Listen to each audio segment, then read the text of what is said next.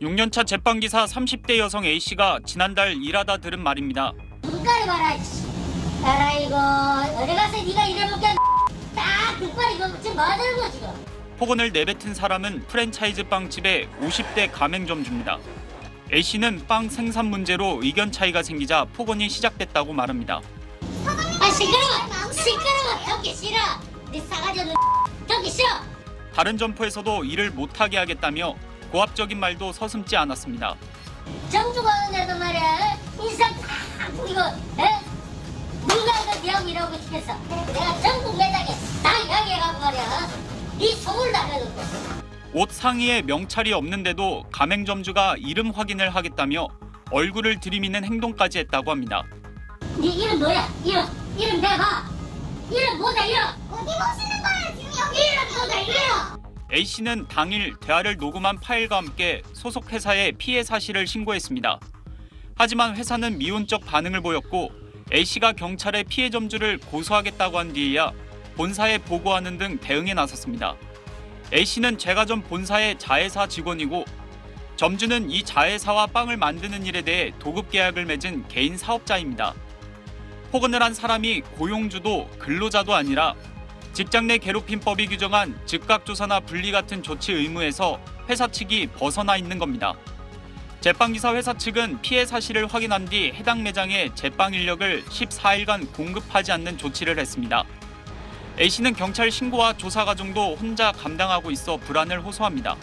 14일 조치를 해주고 법적인 조치 부분이나 그런 부분은 기사님이 따로 알아서 하셔야 된다고. 가해자와의 분리 조치에도 허점이 있습니다. 매장이 점주 소유인 만큼 피해자인 제빵기사가 근무지를 옮길 수밖에 없습니다. 가맹계약 해지를 통해 피해 재발을 막을 수 있겠지만 제빵기사 회사 측은 이번 사건은 법적 검토 결과 계약 해지가 불가능해 시정 여부와 경고 공문을 가맹점주에게 보냈다고 밝혔습니다. 네, 박찬범 기자와 이야기 나눠보겠습니다. 방금 이제 사례에서도 봤지만 법의 사각지대 또 제도적인 허점이 존재를 하는 건데 방금 같던 피해 사례가 실제로 더 존재하는 겁니까? 네, 그 시민단체 일가건강이 지난 6월 한 프랜차이즈 빵집 노동자들 상대로 설문조사를 했습니다. 이 매장에서 이러다 폭언 들은 적 있냐 물었더니 약 18%가 있다고 답했습니다. 이 가해자는 누구냐고 물었더니 가맹점주가 43%로 가장 많았습니다. 이 도급입인 점주가 자신의 매장에 배정된 제빵기사를 연 3회까지 교체할 수 있는 권한이 있는데요. 이 사실상 우월적인 지위가 있는 셈이라 제빵기사들은 피해를 입고도 그냥 참는 경우가 많습니다. 또 회사에 신고만 하는 것 자체로는 별다른 기대를 할 수가 없다고 하는데요. 얘기 한번 들어보시겠습니다. 가맹점주들이 단순히 그런 계약 관계가 아니라 또 어떻게 보면은 회사의 고객이기 때문에 그런 현장에 사건들이 발생했을 때 적극적으로 조치를 취하는 게 좀 힘들어하는 그런 모습을 많이 보입니다. 네, 보호받지 못하는 사람이 가능한 없도록 그럼 제도를 좀 보완해야 할 텐데 대안은 어떤 게 있습니까?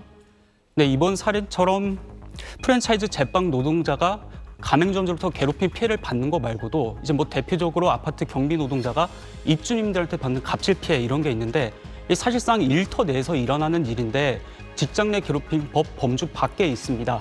이러한 문제 사각지대를 해결하고자 근로기준법 일부 개정안이 발의돼 있는데요. 이 가해자 주체 대상이 누구냐? 이 기존에는 사용자 또는 근로자인데 여기에다가 직장 관계에서 이해관계가 있는 도급인 고객을 포함하자는 게 골자입니다. 꼭 같은 고용관계가 아니라고 하더라도 제3자, 가맹점주와 같은 특수관계 이런 사람에 의한 괴롭힘도 사실 업무상 괴롭힘이기 때문에 근로기준법에 직장 내 괴롭힘도 포함시키는 게 맞겠습니다.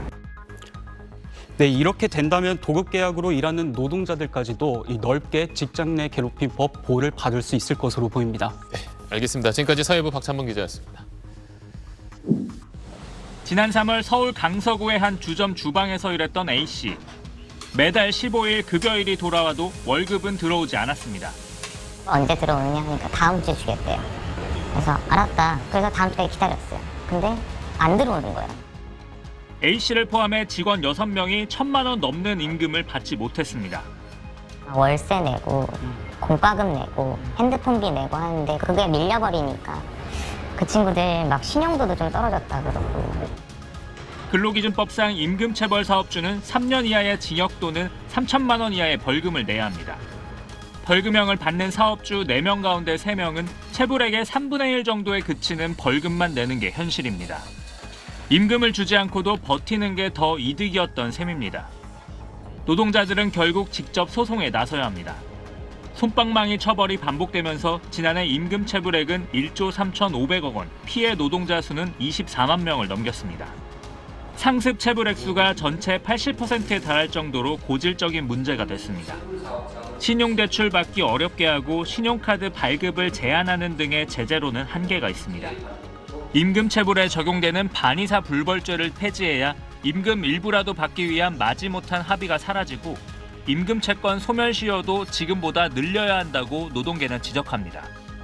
임금 체불이 규모를 줄이려면 법행정이나 형사처벌을 적극적으로 검토하고 이것을 구속력 있게 하는 게 더 맞다고 봅니다. 또 구제받지 못하는 농촌 이주 노동자들에겐 정부가 체불임금을 대신 지급하는 대지급금 적용을 확대해야 합니다. SBS 정준호입니다. 지난해 경기도 광명에서 위탁 계약을 한 학원 강사 A씨.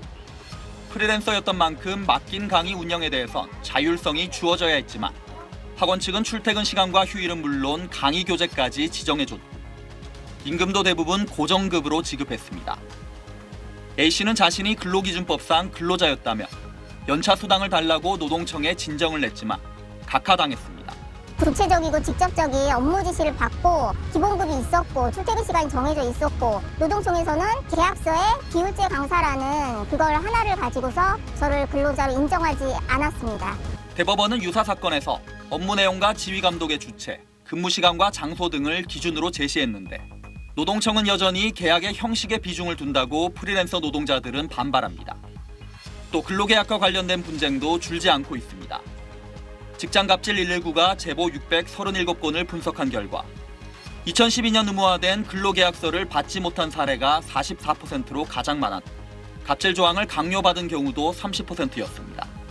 입사한 지 한 달이 돼서 수습 기간에 언제든지 나가겠다는 각서를 작성하라고 하셨습니다. 근로계약 작성 시 1년 내 퇴사 시 교육기간 중 받은 모든 급여는 반환한다는 내용의 또 각서를 요구하기도 했고요. 갑질 근로계약서에 사회초년생과 프리랜서들의 권리가 침해되지 않도록 정부의 적극적인 단속이 요구됩니다. SBS 정반석입니다.